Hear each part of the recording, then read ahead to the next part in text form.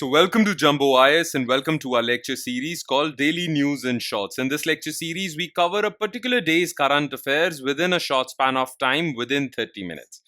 Now, I want to discuss something. You see, we haven't been regular as far as current affairs are concerned on our YouTube channel.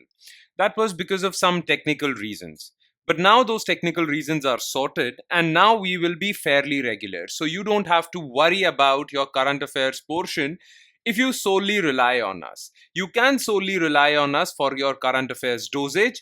We will be pretty regular. We will never discontinue this series. So you can completely trust us on that. Okay. Now let me basically discuss with you certain things that I always discuss. That is that you can revise these current affairs from the notes provided by us. And these notes are on our Telegram channel, and the link to our Telegram channel is provided in the comment section below. You all know about this if you're fairly regular to this channel, but for those who are new to this channel, well, this is the information. Okay, let's begin today's discussion without further ado. But first, let's take a look at the list of topics that we shall cover today. Okay, so we will cover these 4 topics.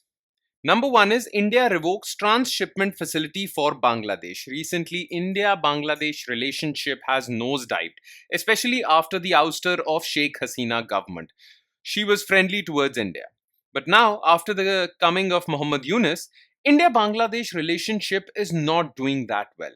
And recently, Bangladesh's premier, when he went to China, well, he made some comments with respect to Northeast India, and that was that was a challenge to India's sovereignty and integrity. Therefore, India has decided to revoke transshipment facility, a very important trade route that India gave access to Bangladesh for its exports. So we'll talk about this news. Then, Tamil Nadu government and Kerala government have decided to conduct Nilgiri Tahr census. Now, Nilgiri Tahr is a species, a herbivore species found in Nilgiri hills of Kerala and Tamil Nadu. So what is this? We'll talk about this. Then recently, Assam government has decided to translocate one-horned rhinoceros found in national parks and wildlife sanctuaries of Assam to other states as well. Okay, so why is this translocation happening? What is one-horned rhino? Why is it a protected species in India? We'll talk about this.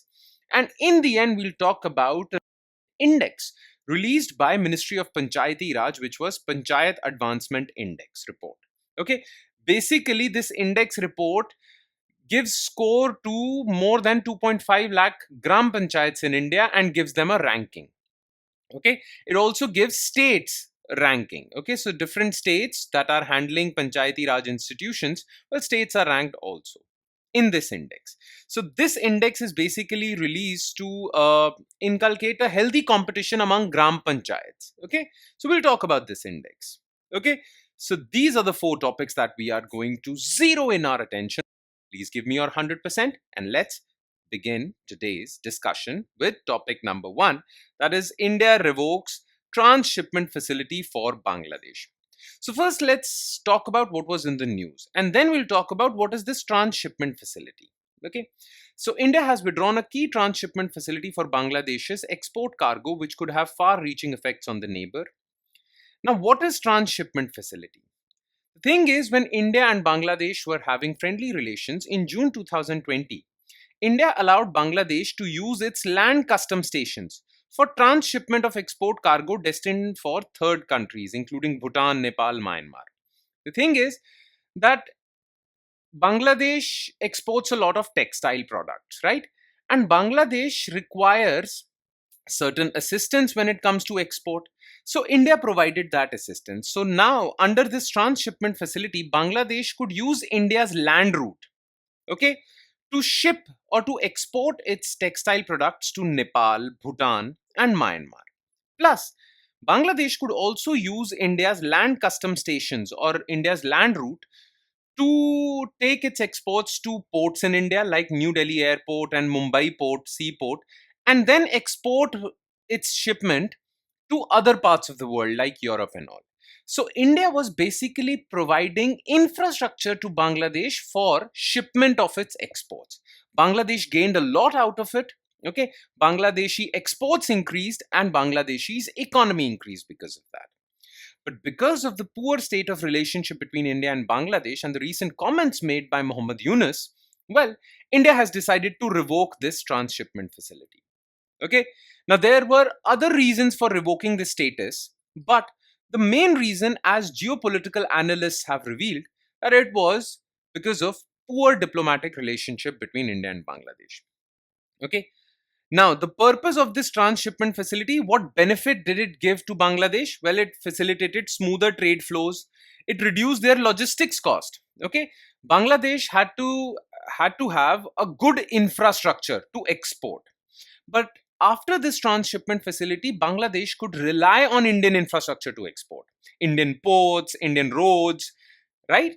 So India provided its infrastructure to Bangladesh so that it can export easily, right? Because Bangladesh lacks quality infrastructure for export.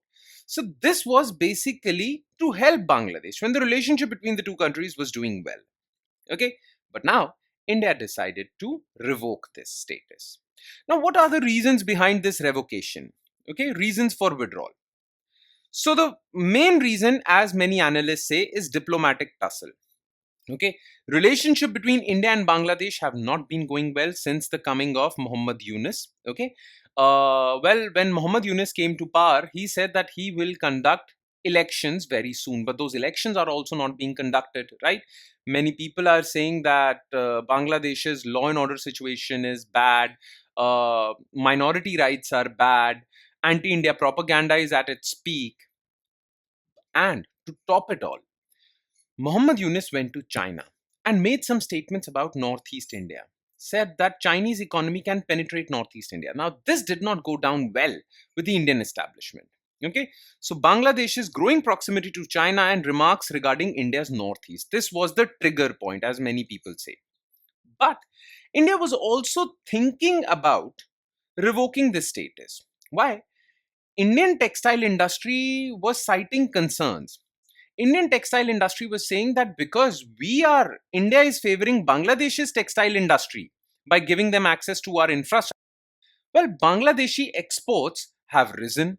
It has benefited Bangladesh's economy, but it has harmed Indian economy or Indian textile industry. Not Indian economy, but Indian textile industry, because now they have to compete with cheaper Bangladeshi exports.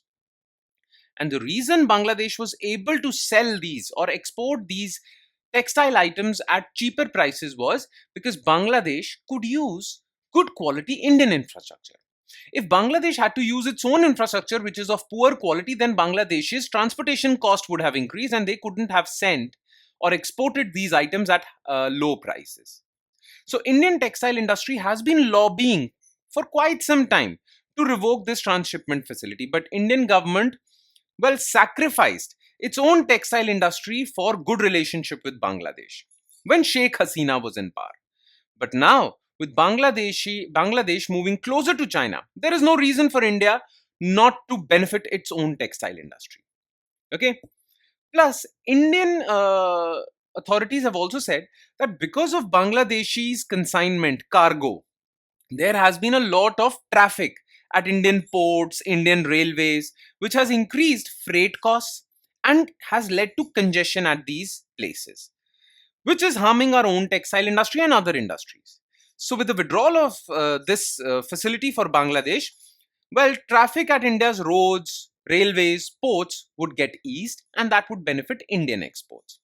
So these are the two economic reasons, but the major reason, the major trigger point was the diplomatic tussle between the two. Now, what is going to be the impact of this move? So, impact on Bangladesh. It will reduce their export competitiveness. Then, Bangladesh does not have good logistics infrastructure, so they will face challenges in that regard. Because Bangladesh won't be able to export that competitively elsewhere in the world, that competitively in the world, it would lead to market share loss. Okay. And now this will also lead to loss in investor confidence in Bangladesh. Okay. Because earlier Bangladesh used to attract foreign investors by saying that, look, we have friendly relations with India and India provides us with infrastructure access, so you can invest in our country and take benefits or extract benefits out of this deal. But now Bangladesh does not have good relations with India, good economic relations with India, and that would really have a toll on Bangladesh's economy. Therefore, foreign investors would now be skeptical in investing in Bangladesh, right? So this would lead to investor confidence loss. What impact this move will have on India? Well, first of all, it will really benefit India because it would reduce pressure on Indian ports and logistics infrastructure. It would boost India's textile exports because the market share loss of Bangladeshi's exports would be gain for Indian textile exports, right? Then, because congestion would be low as far as Indian infrastructure is concerned, therefore, it would improve India's logistics efficiency and cost. So these are the advantages. India would gain economically out of it. But one loss would be as far as India's relations are concerned with Bangladesh. This would lead to a lot of damage to India-Bangladesh relations and would also brew a new geopolitical conflict in the region with the entry of China, especially in the Bay of Bengal region. Okay, so this is the impact of this move. All right, I hope you understood each and everything. Now let's move on to second news item, which is Nilgiri Tahr census. So Kerala and Tamil Nadu will jointly carry out Nilgiri Tahr census from April 24 to April 27. Here you can see Nilgiri Tahr. The survey will span 89 census blocks in Kerala and 176 blocks in Tamil Nadu for over a 4-day period. Now this was what was mentioned in the news. But what is important for us is to know Nilgiri Tahr. So about Nilgiri Tahr. So Nilgiri Tahr is an ungulate. Ungulates are herbivorous animals which are closer to sheep. Okay, that is endemic to Nilgiri Hills. That means this species is only found in Nilgiri Hills and the southern portion of Western and Eastern Ghats. This particular animal is a herbivorous animal. That means it feeds on plants and it is closer to sheep.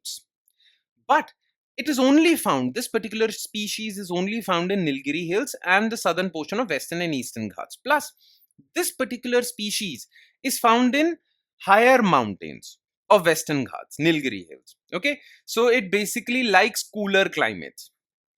Clear? So this species is found more than 1200 meters above sea level. Okay, in the mountains. Now, what is the conservation status of this animal? Well, as far as IUCN Red List is concerned, this animal is classified as endangered. Within Wildlife Protection Act, it is mentioned in Schedule 1. That is the most protected schedule. Okay. What are the key features of this animal? It displays sexual dimorphism. Sexual dimorphism means any species that showcases sexual dimorphism means that the physical features of males and females are different. Okay, there are many animals in nature whose males and female species are similar physiologically and physically. Okay, but animals, different animals like humans also, well, males and females in these species who showcase sexual dimorphism, well, they look different. So sexual dimorphism is basically a characteristic feature of a species in which males and females look different. Okay, now they showcase sexual dimorphism. Their males are a bit larger and have a blacker skin coating. Okay, so it displays sexual dimorphism. That means you can distinguish between males and females. It also shows diurnal behavior. That means these animals are active during the day and sleep during the night, and they are herbivorous. Okay, their habitat: montane or mountainous grasslands, shola forests. Shola forests are again mountainous forests found in the higher reaches of Western Ghats. Okay, rocky highlands in the states of Tamil Nadu and Kerala. So they are found in this region only. Okay, now as far as their conservation is concerned, Tamil Nadu government launched Project Nilgiri Tahr. Okay, to protect them. It is a 5-year project between 22 to 27. Now, what are the key protected areas where these Tahr species are protected? Ervikulam National Park, Kerala; Mukurthi National Park and Grass Hills National Park in Tamil Nadu; Silent Valley Land, Agastyamalai Ranges in Kerala, Tamil Nadu border. So these are the regions, protected areas where Nilgiri Tahr is protected, basically conserved. Okay, that's all you need to know as far as Nilgiri Tahr is concerned. And now let's talk about another species in topic number 3, which is one-horned rhinoceros.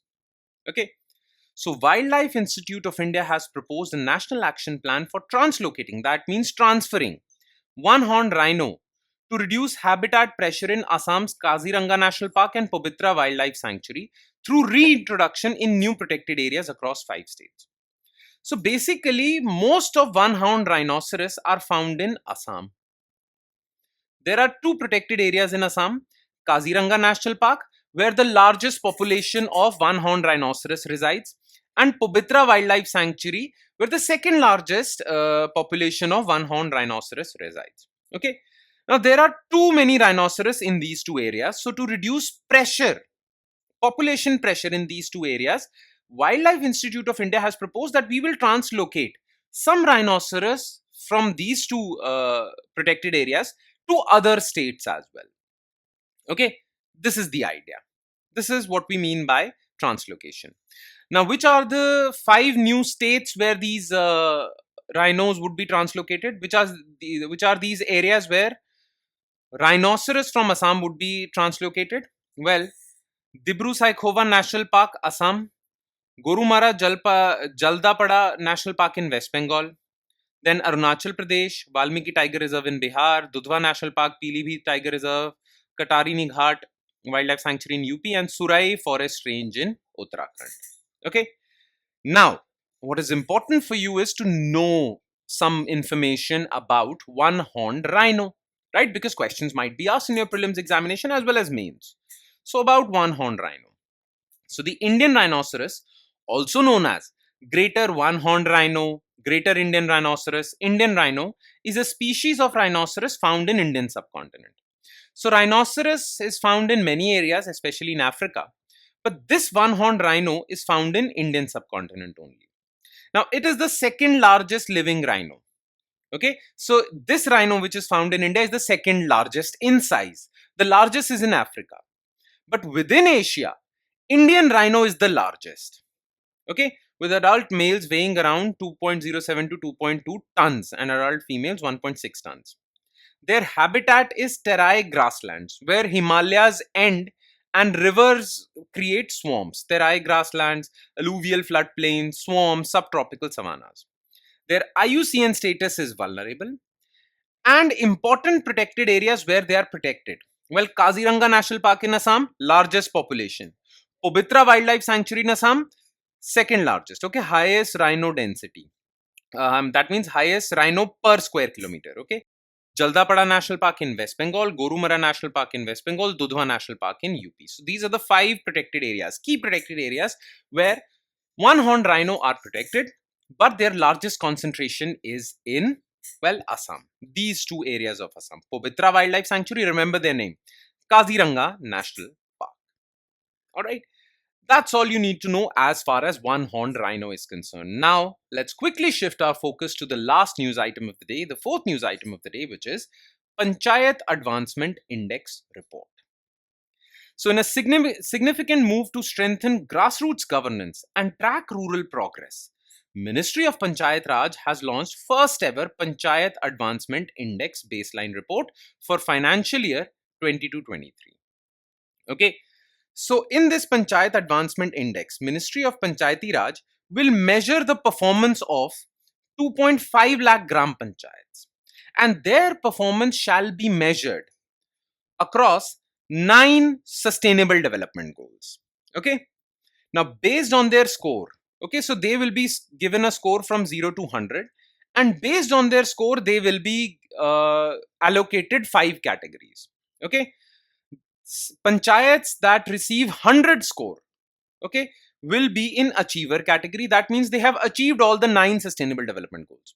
Then panchayats with score more than 90, okay, they will be called front runners. Then there will be performers. Then there will be aspirants, and the poorest panchayats, okay, as far as performance is concerned, would be categorized as beginner. Okay, remember these 5 categories. Clear? Some more information. Well, to measure the performance of panchayats across these 9 sustainable development goals, there are 435 indicators, 331 mandatory, 104 optional. Now, the data for their performance shall be extracted from 566 unique data points from National Indicator Framework. The objective of this index is so that policymakers have information about the performance of panchayats. Because if they'll have information about the performance of panchayats, then they would be able to make better policy decisions. We call it informed policy making. You need to know what are the strengths, weaknesses of a particular panchayat to make any policy for that panchayat, right? So for informed policy making, data driven governance, okay, evidence based policy interventions in rural India, you have launched this index. Now those 9 sustainable development goals, as you can see in this picture, are poverty free village, healthy village, child friendly village, water sufficient, clean and green, self-sufficient infrastructure, social structured village, good governance, women friendly. Okay, these are the 9 localized sustainable development goals. Okay, now this report was recently released for financial year 2022-23. Okay, and as per this report, data has been released with respect to all panchayats in India. So what data has been released? What are the key highlights of this recent report? So the inaugural PIA data reveals that out of 2,55,000 gram panchayats, 216 submitted validated data. Among these, only 699 panchayats were qualified as frontrunners, okay, while 35% were performers. Okay, a large majority of them were categorized as aspirants, and then 2.7% were beginner. No panchayat has achieved the status of achiever, that is full 100 score. Gujarat and Telangana emerged as leaders with highest number of frontrunner panchayats. Other high performing states like are Maharashtra, Madhya Pradesh, Uttar Pradesh. But the laggards, the states which are lagging behind as far as panchayat performance is concerned, are Bihar, Chhattisgarh, Andhra Pradesh. Okay, because they have a very large proportion of aspirant gram panchayats. Clear? So these are the key highlights of Panchayat Advancement Index. Remember it. Okay, this news item is important for both prelims as well as mains. Clear? And with that, we conclude today's session. Thank you so much for watching, everyone, and I'm sure it has added value to your preparation. But it would add more value if you revise this lecture as well, because revision helps in consolidating these current affairs in your memory. Otherwise, you'll quickly forget them. Okay? On that note, I'll be signing off with the promise of seeing you again with another set of news items. Thank you, everyone.